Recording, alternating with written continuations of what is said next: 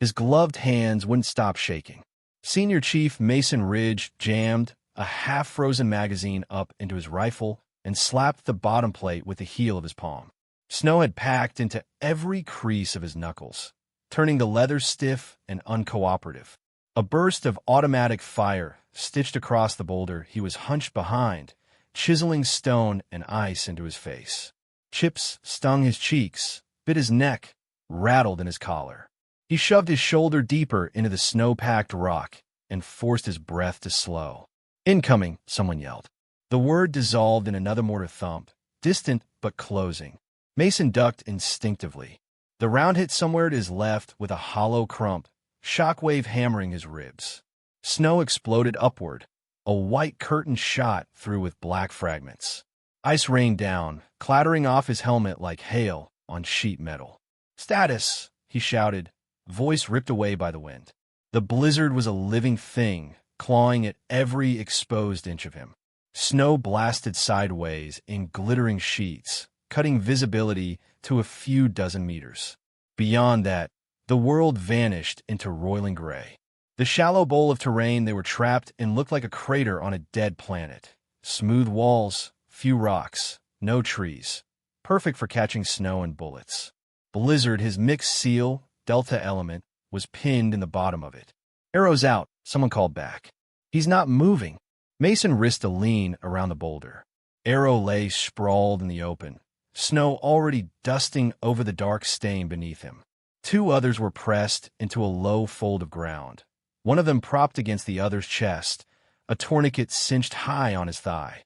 The cloth was already blooming through with fresh red. "Hold pressure, damn it," the medic snarled, hands deep in the wounded man's leg. Rounds tore the snow around them into violent little geysers. From somewhere up in the white, machine guns hammered in controlled bursts. The sound bounced off the bowl walls, directionless and yet somehow everywhere. Tracer rounds streaked down in long, glowing arcs, and Mason saw the geometry in them, the ugly precision. Both flanks, high ground, crossing fields of fire. Whoever had set this up knew exactly where they had to move and exactly how to kill them when they did. He thumbed the push-to-talk on his shoulder. "Viper 2, this is Blizzard Actual, troops in contact, heavy. We are in a kill box. Request immediate." His headset shrieked with a high, metallic squeal, then died into a wash of static. The comforting hiss of constant comms vanished. Silence, then the raw, unfiltered scream of wind. Mason's stomach dropped.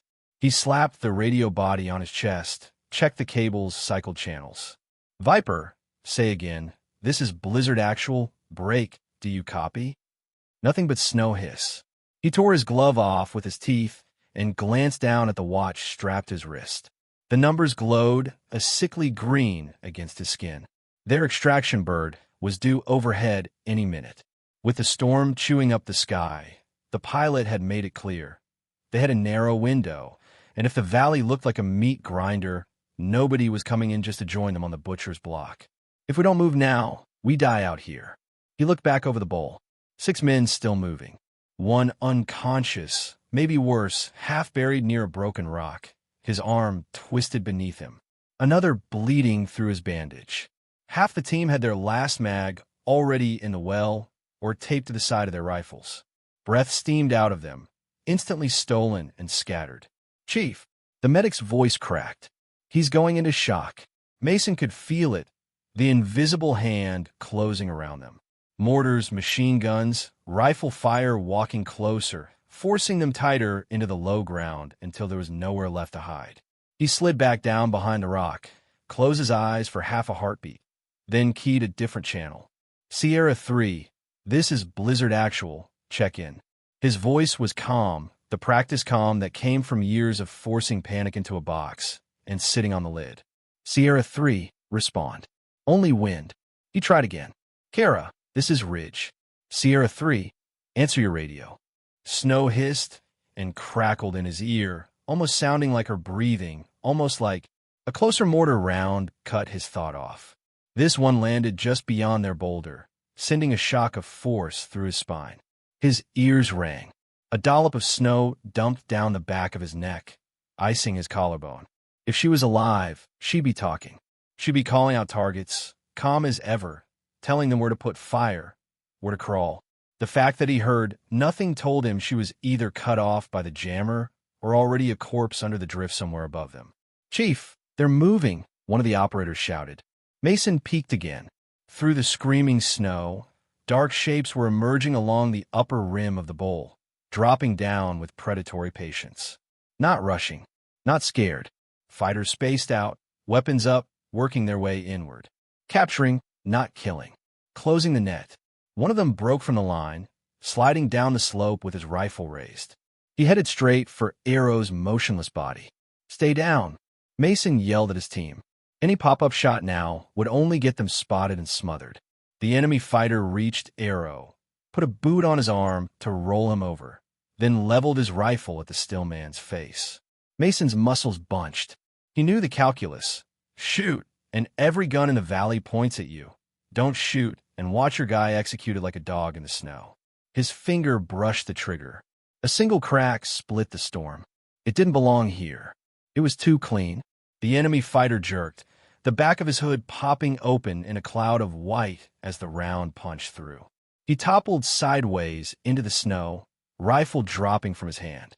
For a heartbeat, the entire valley seemed to pause, unsure what had just happened. Another crack, a different angle. A second gunman on the far flank pitched forward, face first, sliding down the slope lifeless. A third shot, almost lazily spaced, took a man through the side as he tried to pivot and search for the source. He collapsed in a heap, legs kicking once, twice, then still. Mason froze, eyes tracking the bodies. That's not random. That's deliberate. Whoever was shooting had a view of the entire bowl, and the discipline to work a pattern. 1, 2, 3. Each shot a lever pulled somewhere in the enemy's machine. He dragged his gaze up, following where the rounds had come from, squinting through the racing flakes. For a moment, he saw nothing but gray and blowing white. Then the blizzard parted just enough, a shifting curtain pulled aside by the wind, and there it was. A razor-thin ridge, impossibly high, barely a dark line against the sky. On that line, belly down in the snow, a small figure hugged the rock, rifle laid out in front of them. Another muzzle flash bloomed, barely more than a blink of light, and yet another enemy slid bonelessly down the slope. He couldn't see the shooter's face, but he didn't need to. The silhouette, the compact shape, the way the rifle rode her shoulder. He knew that posture. His stomach did a strange, unpleasant flip, guilt mixing with relief. Of all the people, Sierra 3, Kara Holt, the same woman he'd once dismissed in front of an entire training cadre, the one he'd clipped in the head with his boot when she froze in shoot house, the one who'd walked away from that exercise with a concussion and a thin scar along her temple, the one he'd told his guys was too slow. Now, on Christmas night, in a blizzard no sane person would try to fight through, she was the only thing between his men and annihilation. He stared up at that ridge, squinting as the snow swallowed her again. Another shot cracked, then another, each one carving a tiny, invisible corridor through the chaos. Enemy fighters pulled back, suddenly cautious, suddenly aware that somewhere above them, a ghost with a rifle was watching. "Chief," the medic called. "What the hell is that?" Mason tore his eyes away and forced his voice steady. "That," he said, "is our miracle. Keep your heads down and be ready to move. When she opens a door, we're running through it." He didn't add what was clawing at the back of his mind, that he had no idea how she'd reached that ridge or how long she could keep shooting in this storm. Every answer led to more questions, and if she died up there buying them time, he never get to ask any of them. Earlier that day, the world had been quiet. Snow had fallen and lazy, drifting flakes on the remote mountain base, softening concertina wire and turning antenna masts into ghostly spears. In the chow hall, someone had scavenged a string of lights and hung them around a small pine tree, the bulbs flickering uncertainly with each power fluctuation. Men clustered around the tables, wrapped in fleece and beanies, cups of bad coffee warming their hands. A scratchy recording of a holiday song played from someone's phone, tinny and distant. Laughter rose and fell, Stories about home, about past deployments, about the weirdness of spending this particular night at the top of the world instead of with family. Away from it all, in a side room that had once been a storage closet, Staff Sergeant Kara Holt sat on an ammo crate and checked her rifle for the third time. She racked the bolt, feeling for any grit or sluggishness, then eased it forward. Her fingers moved with economical precision, working by feel more than sight. The optic mount got one last tug. A small hex screw received an extra quarter turn to seat it perfectly. She brushed the lens with a microfiber cloth, watching the world sharpen through the glass. A warped view of the corridor outside, door frame cutting the field of view. On the table beside her, neatly laid out, were things that mattered to her more than any decoration. Spare magazines topped off, each one marked with a thin line of silver tape.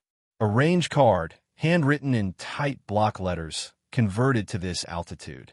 A tiny notebook with her own wind call notations from the range behind the base.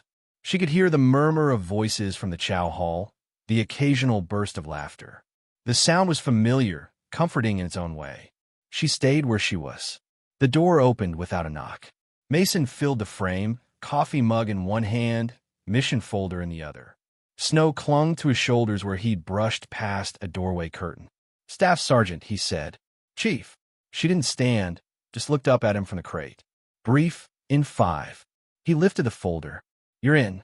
"That was fast," she said, more observation than complaint. Drone went down. He took a sip from his mug. "Command wants the toys back before the locals unwrap them."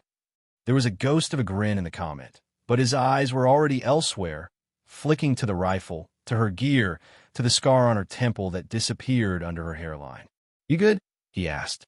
She nodded. "Good." He seemed like he might say more, then didn't. "Let's go." The briefing room was just a repurposed container with a projector humming at one end.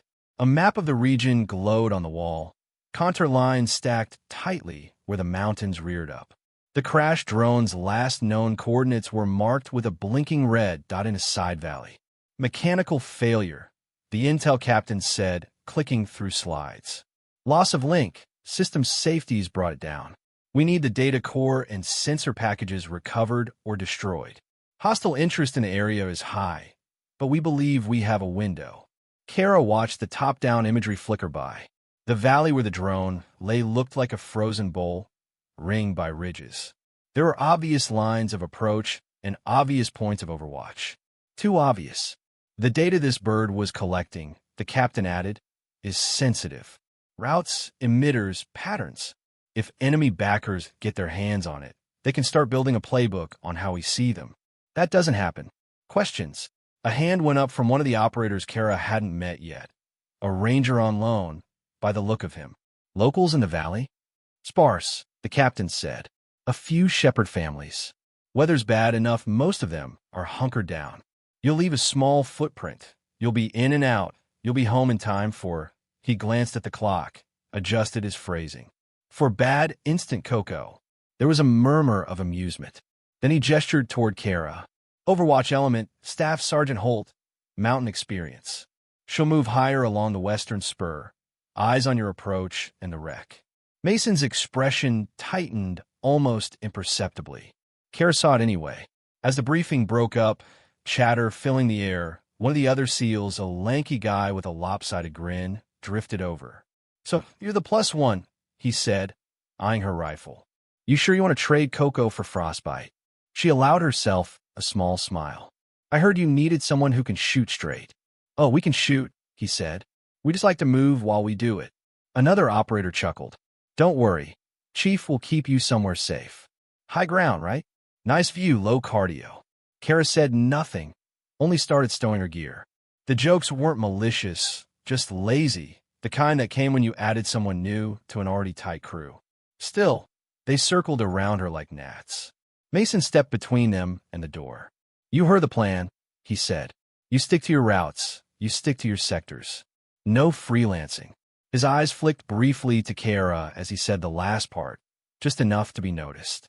"Got it," someone said. "No cowboys." A phantom memory stirred behind her eyes. Plywood walls, the smell of burned powder, rubber hostages suspended on wires.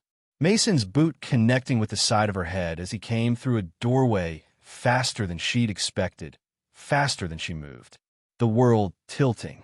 Later, him standing over her at the range, telling her she'd hesitated when she needed to be decisive. Too slow, he'd said in front of the others, not quite cruel, but blunt enough to leave a mark deeper than the bruise. The mark was still there, a pale line on her temple when her hair was pulled back. Now, as they moved through the motor pool, loading gear onto snowmobiles and tracked vehicles, the scar prickled in the cold air. Outside, the storm hadn't started yet. Snow fell in gentle curtains, muffling engine noise. Kara went through her pre-mission checks with a quiet intensity that made one of the younger operators sidle up to her with a half-curious, half-dismissive tilt to his head. "Relax," he said. "It's a salvage run." She glanced down at the ground, then frowned. "Tire tracks," she said. "Huh." She pointed with the tip of her boot. The pattern in the snow was different from the base vehicles. Wider tread, deeper lugs. It cut away from the usual routes, a single set of tracks leading toward the access road earlier than their scheduled departure. "Maybe the supply truck left early," he said. "Maybe," she murmured. But the edges of the tracks were softened in a way that told her they'd been laid down hours ago, before the last snowfall. Someone had left quietly, at a time when most eyes were on the tree and the bad coffee and the songs about home. She filed it away, another question with no immediate answer. As blizzard rolled out, engines growling in the thin air, she sat behind Mason on one of the vehicles, watching the ridgelines roll by. Sunlight filtered weakly through high clouds, painting the snowfields in harsh, bright whites and shadowy blues. High on one of the ridges, something flashed. It was small, barely a wink, but it stuck out in the monotony of white. She lifted her binoculars with one hand, bracing against the jounce of the vehicle.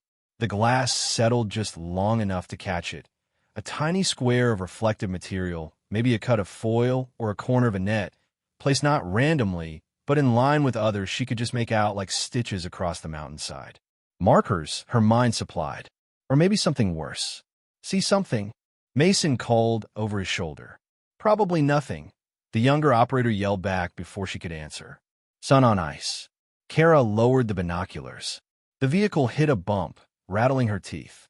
She tucked the anomaly alongside the tire tracks in her head. All the neat edges of the mission plan were starting to feel a little too clean, like a stage built for someone else's play. At the ridge where Blizzard dismounted to approach the crash site on foot, the weather report hit the team net. Blizzard advancing faster than forecast, visibility expected to plummet by late afternoon. Still within our window, the captain's voice crackled over the long-range radio. "Bird will be on station when you're done. You'll be home before the worst of it." The phrase sounded cheerful. To Kara, it sounded like an assumption.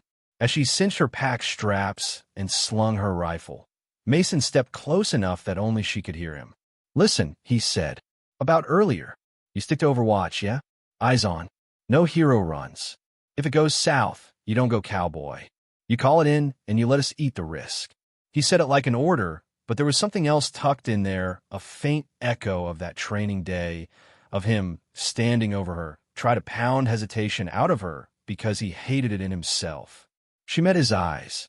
"If it goes south," she said, "I'm not freezing." He frowned slightly. "Not again," she added, more to herself than to him. Then she turned and started up toward her assigned hill, boots crunching in fresh snow, leaving the warm, noisy knot of men behind. The voices faded quickly, swallowed by the wide, indifferent silence of the mountains. The approach to the crash site started out almost peaceful. Blizzard moved in a staggered file along a narrow trail carved into the side of the valley, snow squeaking under their boots.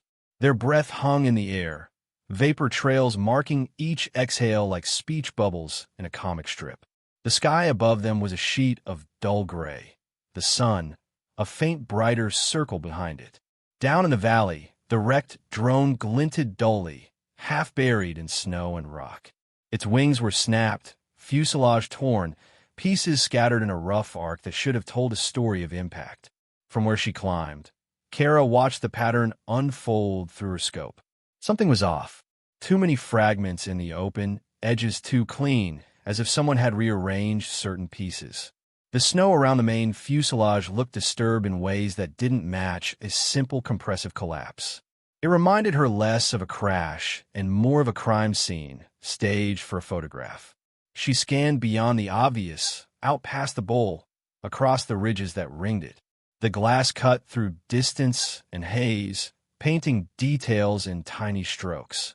A dark rectangle tucked behind a rock here, a flash of fabric there. Heads popped up, then dropped like cautious prairie dogs. The movement was disciplined. Heads didn't linger. No unnecessary skylining. These weren't dumb locals stumbling onto an opportunity. These were professionals. She thumbed her radio. Blizzard Actual, Sierra 3. I'm seeing. The world in her ears exploded into a metallic shriek, so loud she winced and jerked the earpiece away. The shriek gave way to a dead, thick silence, then a flickering hiss of static. Blizzard Actual, say again, she tried. Nothing. A deep thump rolled across the valley floor, more felt in her chest than heard. Then another. She refocused on the bowl just as the first mortar round hit. It landed short and right of the team, throwing up a fountain of snow that turned the air opaque. Before it even finished falling, the second round came in long and left, then a third smack in the center, bracketing their position like a giant hand closing. The simple salvage run unraveled in an instant. Mason shouted orders, but the sound came to her thin and delayed, like words spoken underwater. The squad broke for what little cover they had, small rocks, shallow depressions, the partial shadow of the drone fuselage. None of it was designed to stop falling steel. Then the machine gun started. From her vantage, she saw the flashes first, bright strobes against the snow. One gun on the left ridge, one on the right, both oriented not toward the wreck, but along the exact path Blizzard had used to descend. They weren't firing blindly. They were stitching precise lines where the team would be if they tried to retreat. A man went down, clutching his leg, screaming. The medic sprinted toward him, rounds kicking up around his boots, and dove headlong into the snow beside him. Two others scrambled up to help drag them both behind a pathetic hump of earth that might shield them from horizontal fire, but did nothing against the mortar rounds still walking toward them. Kara swung her scope back toward the ridges, looking for the mortar team, for the spotter who had to be watching through some kind of glass, calling corrections. She found them, half hidden behind a rocky outcrop on a far spur. One man on a handheld optic, one feeding rounds into the tube with mechanical fury. "I've got you," she muttered, adjusting her breathing, shifting slightly to account for wind. She closed her finger on the trigger. The snow beneath her gave way. There was no warning, no groan of protest.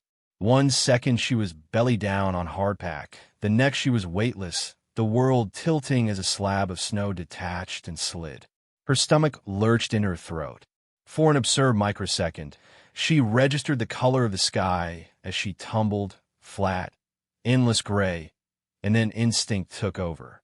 Her left hand shot out, fingers clawing at the collapsing surface.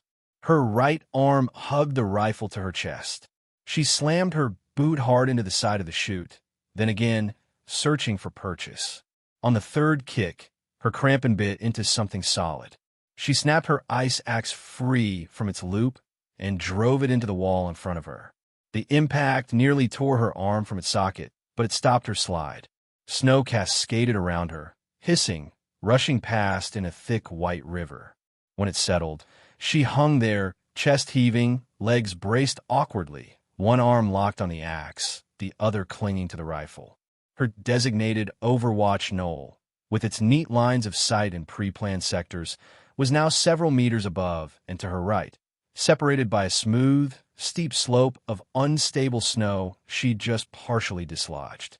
She tested the radio again, breath fogging her mic. "Blizzard Actual, Sierra 3. Comms are compromised." All she got was a garbled squawk, then nothing. From this weird, mid-slope perch, she had a skewed view of the valley. Enough to see the wreck, the team scrambling, the mortar flashes. Enough to see something else, too. Beyond the far ridge, just visible through a gap in the terrain, a cluster of vehicles sat tucked against the rock. Technicals. One truck had an odd antenna array on its bed, not the standard comms whip. She recognized the tread pattern in the snow around them. She'd seen it behind the base. Her gut went cold in a way that had nothing to do with the snow. This wasn't just a lucky hit from random fighters. Someone with access and planning had gotten them here with the right equipment at the right time. Someone who'd known Blizzard's departure window, their likely route, their comms frequencies. Mason, down in the bowl, didn't know that yet. All he knew was that his men were being folded into a kill box. He popped his head up long enough to see mortar rounds walking toward them, then yanked it down again. "Smoke out," he yelled. Canisters arced into the air, trailing hissing clouds that blossomed into dirty white shrouds. For a few seconds, the world blurred, enemy tracers streaking through the haze, unable to find precise mark. He considered a breakout uphill toward the western ridge, but he'd already seen what Kara had started to see much earlier. Every line that gained elevation was pre-sighted, every path marked in tracer fire. "Chief, we're blind," one of his guys shouted. "I can't see the flank." "Then feel it." Mason snapped back, not unkindly. "You know the geometry. Trust it." His watch ticked on, uncaring.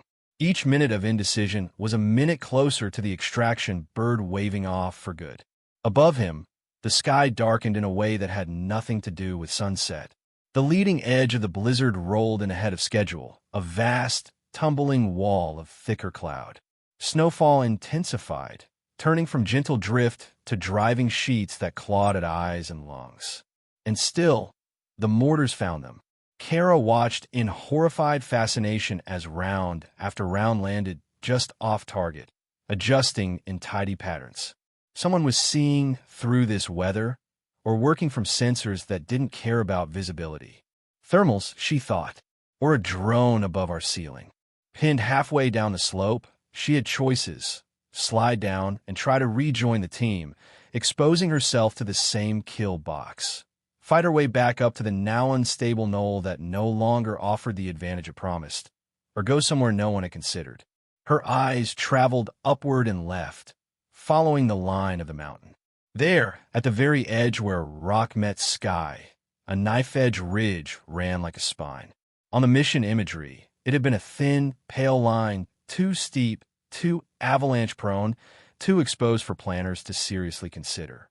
No one planned to use it, which meant no one planned for what you could see from it.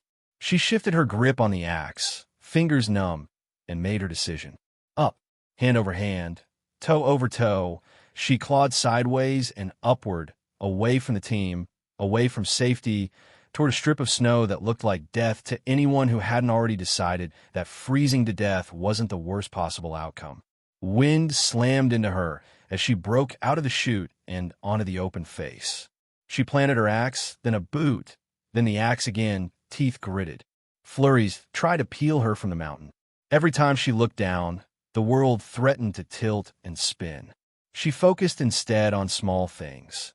The next hold, the next breath, the sound of distant gunfire punctuating the roar of the storm. Somewhere below, someone screamed again. Somewhere below, Mason was in a hell he couldn't see a way out of, waiting for someone to tell them where to crawl.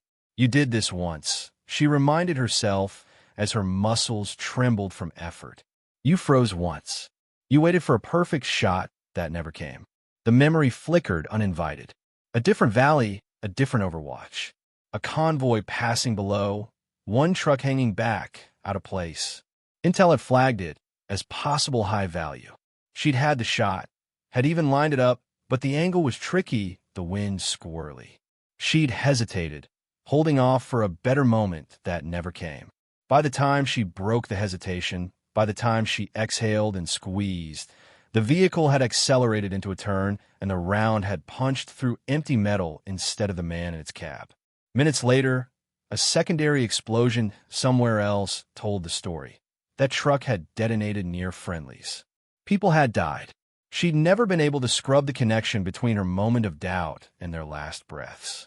Mason's boot in the training house, years later, had just been a physical punctuation mark on something she already carried. Now, as she dragged herself higher, each step cut into the snow was a small act of refusal. Not this time. Not this mission.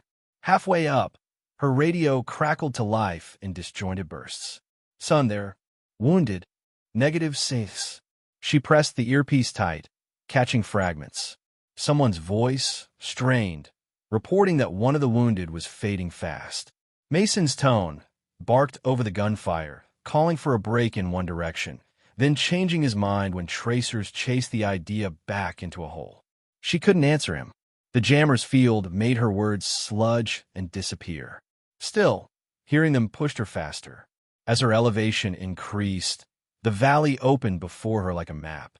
She saw the mortar team clearly now, hunched over their tube, round stacked in neat rows. She saw both machine gun nests, twin mouths spewing fire like dragons in the storm. She saw, with a dull twist of her gut, the small cluster of figures near a concealed ravine.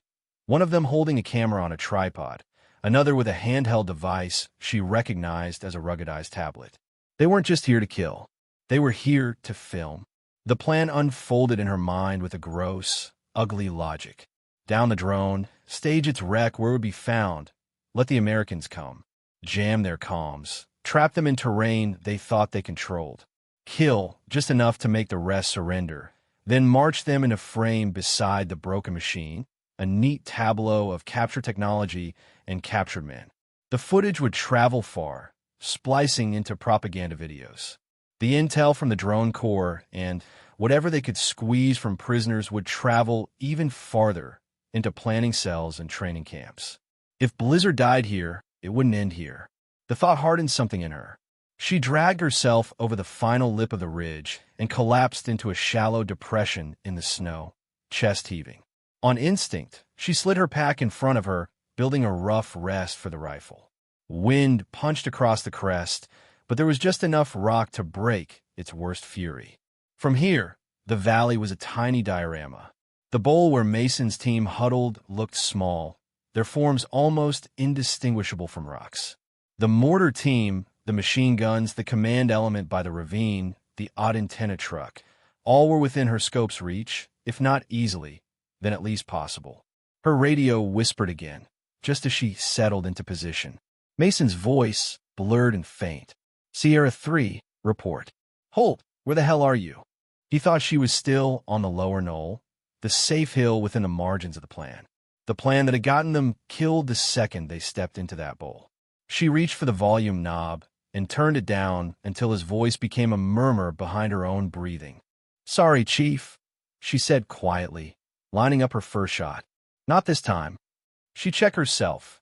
Rifle aligned, elbows planted, toes dug in, pack stable. Her fingers were numb blocks wrapped around the stock, but they listened when she commanded fine adjustments. Her optic fogged briefly on the edges. She wiped it once with a gloved thumb. Target ladder, she told herself. 1 through 5. The jammer truck was first. No comms meant no CAS, no coordination, no chance. She settled the crosshairs on the exposed junction where the antenna met its power unit. A small metal box, just proud of the truck's bed. Wind tugged the reticle. She let it dance, then waited for a brief lull, every muscle in her body stilling around the shot. She exhaled halfway and squeezed. The rifle bucked, a familiar punch to her shoulder. The crack of the report was snatched away by the storm. Through the optic, she saw the metal box erupt in sparks, the antenna sagging as if its spine had been severed. Down in the bowl, Mason's radio hissed, squealed, and then, miraculously, a voice cut through. "Blizzard Actual, this is Viper 2. We've got you weak but readable. Say again, troops in contact." Mason froze, then jabbed his push to talk. "Viper 2, Blizzard Actual," he snarled. "We are in the middle of the world's worst Christmas party. Multiple enemy positions, mortars." Static clawed his words. The jammer wasn't completely dead, just wounded. But the gap was enough. "Copy some," Viper's pilot replied. "We've got a very small window here. Mark your position if you can. We'll orbit." Mason looked up at the boiling sky and almost laughed at the absurdity. "Work your magic, Sierra 3, he muttered. On the ridge, Kara had already shifted. Second target, the mortar spotter. He was easy to find, the only one standing while the others hunched. His scope glinted occasionally, betraying him. She dialed a slight correction for distance and shot angle, then put the reticle just above his collarbone. Trigger press. Another crack. In the scope, he jerked and folded, dropping his optic, hands pawing at a wound he'd never be able to see. The lead mortar man bent toward him, confusion wrinkling his posture. Kara adjusted half a mil to the left and fired again. The second man fell backward, arms flung wide, a shell tumbling out of his hands to thud harmlessly into the snow. Mortar fire, which had been so regular it felt like a metronome, stuttered. Another round or two arced in from a tube someone else tried to man, overshooting now, their corrections gone with the spotter. In the reprieve, Mason barked orders, voice cracking partly from adrenaline, partly from the sudden, terrifying gift of space. "Move that casualty," he yelled. "Get him to the fold. Redistribute ammo. We push for that D-file on my call." "Where's your girl?" the medic yelled back, eyes scanning the ridgelines. "I don't know," Mason admitted, "but she's pissed." The enemy adapted quickly. Down near the trucks, someone gestured skyward, and a small quadcopter whirred up from behind the rocks, rotors chopping the air. It rose, stabilized, then began to creep in the direction of the ridge where her shots had come from. An enemy sniper, previously invisible, took up a position on a secondary ridge, rifle swiveling toward her general area. He fired once, twice, probing. The first round hit low and to her left, chopping snow into her face. The second smashed into the rock just below her optic, sending shards of stone upward. One of them cracked the edge of her scope's housing. A jagged fracture line spidered across the glass. Her next inhale tasted like powdered stone. She blinked, tried to see past the crack. It distorted the image, splitting it ghosts and double outlines. "Useless." "Of course," she whispered. She reached up, fingers clumsy, and flipped the mount lever. The optic came free. She stripped it off and set it aside, breathing once before she brought the rifle back up. The backup sights, simple, robust, popped up with satisfying clicks. Magnification gone. Fine detail gone.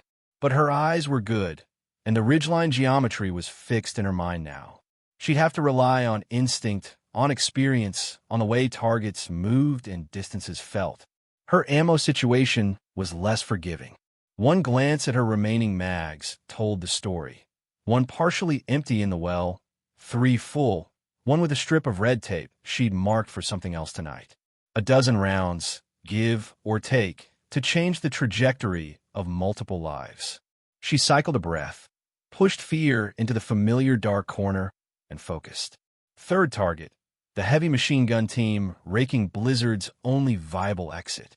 Without the optic, she couldn't see their faces, but she could see the muzzle's flashing cone, the spray of tracers lashing the D-file. She followed the rhythm for a few seconds, learning it. The gunner leaned in when he pressed the trigger, body rocking forward.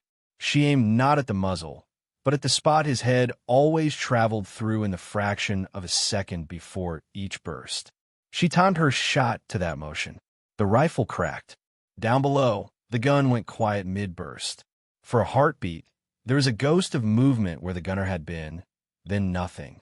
The heavy weapon sagged, tilting sideways. "Now!" Mason roared.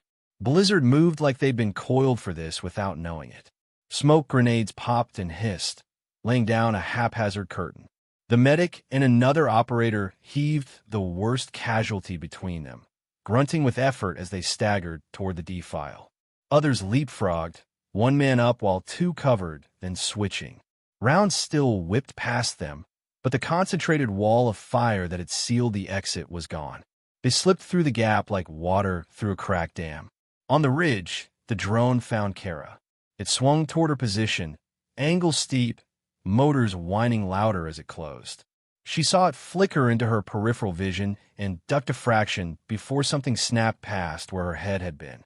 The enemy sniper, guided by the drone's feed, adjusted. Snow erupted inches from her cheek. She hissed, pressed herself lower, then snapped a shot at the quadcopter. The small silhouette juked at the last second, and the round whipped past. The drone wobbled, then steadied, a tenacious little insect homing in. "Fine. Ignore the bug. Cut off the hand that steers." She shifted her gaze, scanning for the command element.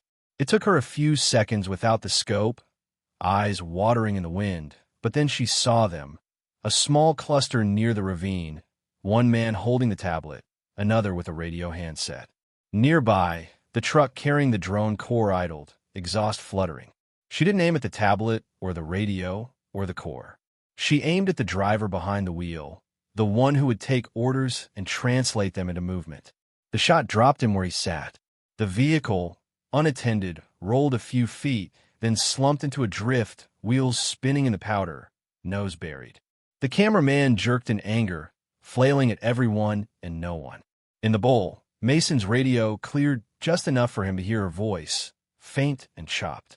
"Core, stop the ridge." "Kara," he shouted. "Where are you?"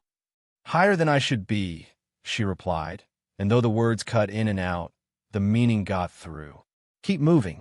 I'm ordering you to break contact," he snapped, instinctive, the part of him that clung to protocol kicking in even now. "Fall back in." Static ate the rest. She let the silence stand. His orders lived in the plan they'd walked into this valley with. Her reality was the ridge she'd almost died reaching. Enemy climbers began creeping along a secondary ridge, heading her way, low and cautious.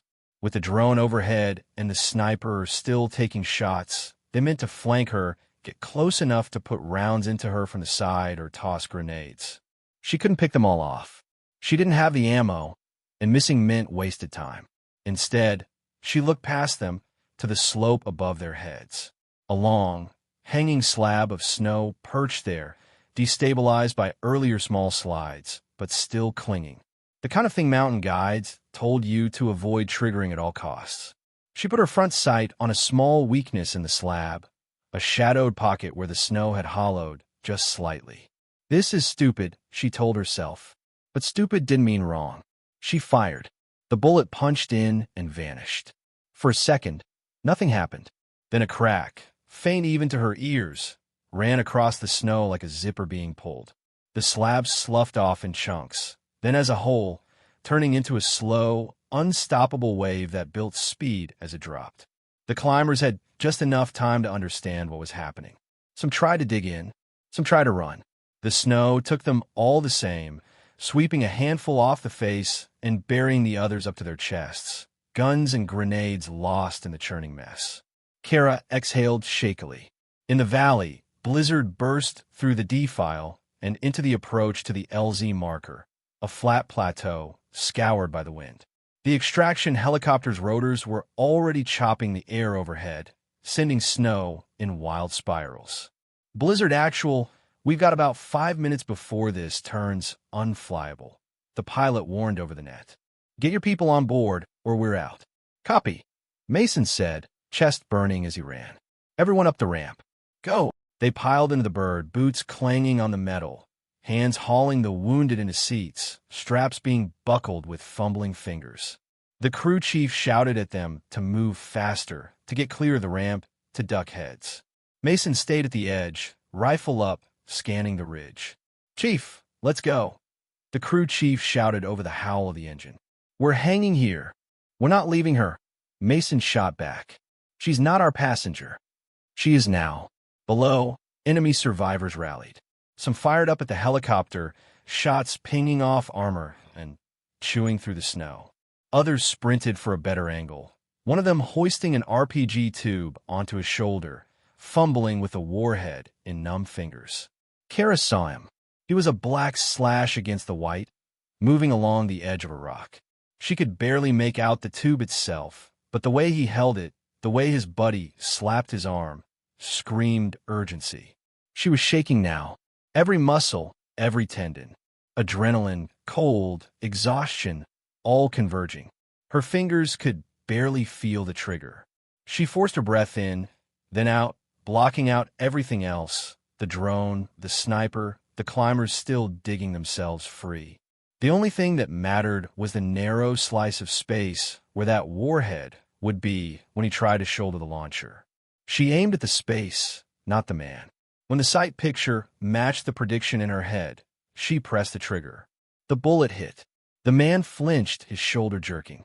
The warhead, slipped from his grasp and tumbled. For one frozen instant, it hung in the air. Then it hit a rock and blossomed into a premature bloom of fire and shrapnel that claimed him and the buddy beside him in a roar. The helicopter rocked as the shock wave slapped its side. Alarm tones chimed briefly in the cockpit. The pilot swore, wrestled the controls, then steadied the bird. "That's it, we're done," he said. "We can't loiter." Mason kept staring at the ridge. On it, Kara finally allowed herself to relax. The moment she did, her body reminded her that it was not, in fact, a machine. Her muscles gave up, her limbs turning to water. She rolled away from the edge, intending only to get out of the line of fire. The ground betrayed her one last time. The cornice she'd been lying on fractured along a hidden fault. Snow dropped away under her hips, swallowing her legs. She threw her arms wide, catching herself just short of sliding entirely over the lip. Her lower body was suddenly encased in cold cement, the weight crushing, refusing to let go. Pain flared bright in her trapped leg. She bit down on a cry, teeth grinding. From the air, she was invisible now, a lump in the ridge, one more imperfection in a landscape full of them. The helicopter clawed for altitude, trying to outrun the encroaching storm. "Chief, we have to go," the crew chief said again, desperation cracking his voice. "We can't hover, and we sure as hell can't land again." Mason looked at his team, bloodied, exhausted, some barely conscious. He looked at the valley, at the limits of what men and machines could do in weather like this. Then he looked back at the ridge, at the thin slice of mountain he knew in his bones she was on, whether he could see her or not. He made the only decision that let him live with himself. "Take them to the base," he told the pilot. "You've got my wounded. I'll get our shooter." "You're out of your mind," the pilot said. "Story of my career," Mason replied. "Drop us at the LZ and stay in a holding pattern as long as you can. If we're not back when you're bingo fuel, you go home." The crew chief stared at him as if hoping he'd hear how crazy he sounded. He saw nothing but stubbornness on a weathered face. "Who's U.S.?" the crew chief asked. A hand clapped Mason's shoulder. It was the lanky operator with a lopsided grin, face now smeared with soot and blood. "Not letting you hog the hero credit, Chief," he said. "You'd never shut up about it." Mason snorted once, a sound like the ghost of a laugh. They touched down just long enough to dump the two of them on the plateau. Then the bird rose again, rotors sending up a vortex of snow. It disappeared into the gray like it had never been there. For a moment, the world went eerily quiet. Then the storm's voice came back, a constant low roar, and they started climbing. The uphill slog was worse than anything Mason had done in selection. Deep snow swallowed his legs to the knees, then thighs, each step a fight. The wind punched at his chest, stole his breath. His lungs burned. His fingers, even in gloves, went numb. They followed the path of least resistance and greatest meaning. Avalanche sections, slopes where snow had recently moved, patches of scuffed rock where a person might have fallen, caught themselves, moved on. Every now and then, his companion would bend, picking up a spent brass casing half buried in powder. "Breadcrumbs," the younger man said. "Keep them in your pocket," Mason replied. "You can mail them to her later. If she yells at us for being late," the younger man panted, "I'm telling her you insisted on stopping for sightseeing." Mason didn't answer. His mind was too full of images. Kara on the ridge, Kara in the shoot house. Kara sitting alone in the side room that morning, cleaning her rifle while everyone else pretended the holiday meant something out here. They found her where he knew they would, near the very lip of the ridge, half buried. Her upper torso was visible, arms outstretched, fingers dug into the snow in a death grip. Her face was pale, flakes crusted in her lashes. Her lips were tinged blue. "Kara," he said, dropping to his knees. Her eyes fluttered open at the sound of his voice. For a moment, she seemed confused, like she'd expected her first sight after death to be something else. Somewhere else. Then her focus sharpened. "Late," she whispered, voice rough. "Chief." He felt a laugh and a sob war in his chest, and didn't let either win. "Hard to get a cab on Christmas," he said, already digging with his hands around her trapped leg. The snow was packed like concrete. Each scoop burned his fingers. His teammate joined him, scraping at the crust, leveraging the axe to break chunks free. They worked in silence, broken only by grunts and mumbled curses. "You know," Mason said after a few minutes, unable to stop himself, "you scared the hell out of us." "Good," she croaked. "Fair trade." He paused, glancing at her. "For what?" Her eyes drifted toward his boot, clumsy in the snow. A ghost of a smile pulled at the corner of her mouth. "You hit hard," she said. "In training." Mason closed his eyes briefly. "I shouldn't have," he said. The words cost him more than the climb. "I told myself I was beating hesitation out of you. Truth is, I was just scared you'd get someone killed. I didn't trust you, and I didn't want to lose anyone else. So I took it out on you." "And today?" she asked. Snow crunched as another chunk came free. They got enough space to lift her leg, carefully easing it out of the icy vise. She hissed in pain, fingers digging deeper into his sleeve. "Today," he said, "we're all alive because you didn't listen to me." They splinted her leg as best they could, wrapped her in a thermal blanket from his pack. The storm pressed closer, visibility dropping even further.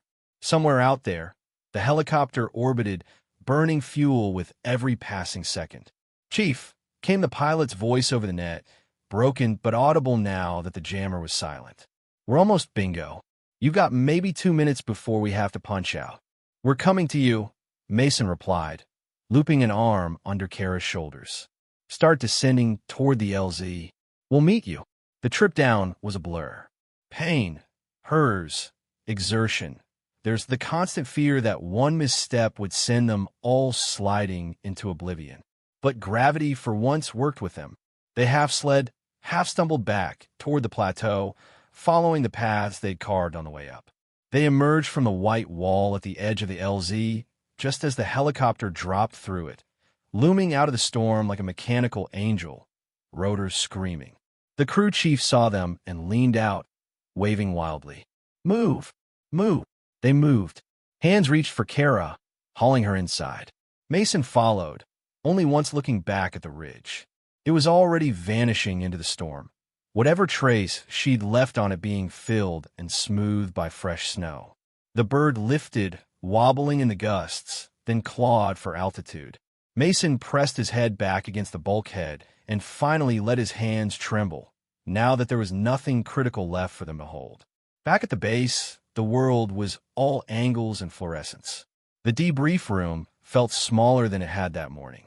Maps crowded the walls, lines drawn over valleys and ridges that now carried different meanings in his memory.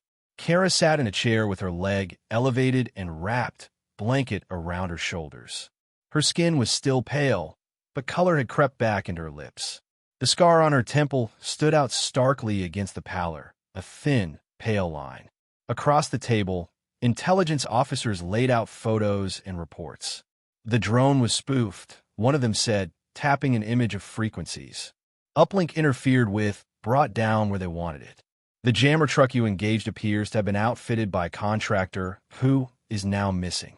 He flicked to another slide showing tire tracks leading away from the base at dawn. The tread pattern matched what she'd seen. "So yes," the intel officer continued, "there's a strong likelihood of infiltration in our local support chain. Someone fed them your route, the mission time, maybe even your comms plan. They were ready to not only steal the data, but capture some of you for, let's say, highly curated interviews." "Hell of a Christmas special," the lanky operator muttered. The intel officer nodded toward Kara without quite looking at her.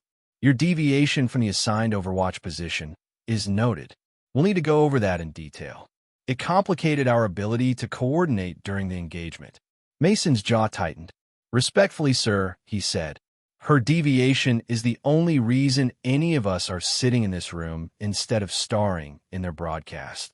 The officer blinked. "Chief Ridge, we're not disputing her effect on the outcome. Just the process." "The process," Mason said, leaning forward, "is that our mission plan walked us straight into a kill box built from our own routines. She saw pieces we didn't, the tire tracks, the reflective markers on the ridges, the way that valley was staged. She moved to where she could break their geometry. You want to write her up for leaving a point on a map, you go ahead. But you do it with the understanding that every shot she took up there, and she took a lot, was another dollar taken out of their bank and put back in ours. Silence settled over the table. Point taken, the intel officer said after a moment. We'll include that in the report. The debrief stumbled forward, details piling atop one another.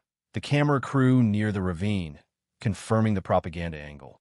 The recovered drone core, which would be scrubbed and dissected to see what had been compromised. The complexity of the enemy's setup, a sobering reminder that the other side could think, plan, and adapt just as well as they could. Later, when the room had emptied and the fluorescent hum was the loudest sound, Mason found Kara sitting alone in the corridor outside. She had ditched the blanket and was instead wearing a standard-issue hoodie, sleeves pushed up over her forearms. Her leg was immobilized in a brace. Beside her chair, leaning against the wall, her rifle stood cleaned and reassembled, optic replaced with a spare, backup sights still popped up. You should be sleeping, he said. So should you, she replied. He sat on the chair next to her, the metal creaking slightly. For a moment, neither of them spoke. You were right, he said finally. About what? The ridge on a map not being the real high ground, he said. About the tracks, the glints. I saw some of it. Ignored it. Trusted the plan because it was clean. You didn't. I second-guessed it, she said. Silently. That's not exactly a win. You acted on it, he countered. When it mattered. That's the part that counts. She looked down at her hands. They were bandaged in places where the ice had bitten through gloves, knuckles raw. I almost didn't, she said quietly. When I saw the command group, the camera, the tablet, I froze for a second. Same as before. He knew what she meant without her spelling it out. The previous mission, the hesitation, the people who hadn't come home. What changed, he asked. She shrugged one shoulder. I remembered your boot, she said, a small, wry twist to her mouth. And I got mad that that's what my brain kept playing before every big decision. I didn't want the last thing I thought before I pulled a trigger to be getting kicked. He grimaced. That's not exactly the legacy I'm aiming for. Then maybe next time, she said, you hit with words instead.